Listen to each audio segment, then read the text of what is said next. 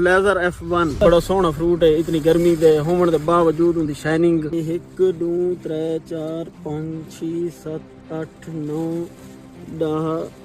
11 से दाने ये हैं तभी छोटे फ्रूट ही 8 10 एक बनाई बैठे। अब्दुल गफार खैरपुर टामे वाली अल्हम्दुलिल्लाह 2017-18 तो काश्त करने हमें पहले से एग्रीटाज दी ग्रीन बाल है भाई वो लेंदे आए। इस दफा सही नवी वैरायटी है ये लेजर के नाम पे एग्रीटाच चलंदी। फ्रूट देखो माशाल्लाह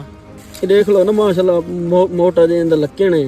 पत्ते उस बाद फल दी सलाई इत्थों फल शुरू थी अब हुण देख लो तुसां यही तरीके दा ही फल आंदा पिया ये देखो माशाल्लाह अल्हम्दुलिल्लाह माशाल्लाह बेहतरीन है मौसम गर्मी च बहुत अच्छे पैसे देंदी पे रेट भी अच्छा लगता खड़ा है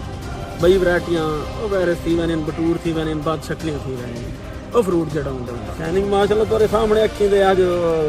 16 अप्रैल 16 या 17 सही जी जी यार देख लो अप्रैल जितनी शाइनिंग ना तो टिंडी दी इतनी शाइनिंग नहीं आती ओ असें पहले भी मैं ट्रायल किते हैं दूजे महीने चलाए हैं ते वो नहीं कामयाब थे ये माशाल्लाह पहली वैरायटी है तो सही डेली करेंदे मैं कल किती आई बात है आज वाली रेट माशाल्लाह 300 350 का 5 किलो का शापर वो तो 2-250 की बिक्री है उसका वो फ्रूट सही नहीं है शाइनिंग नहीं है।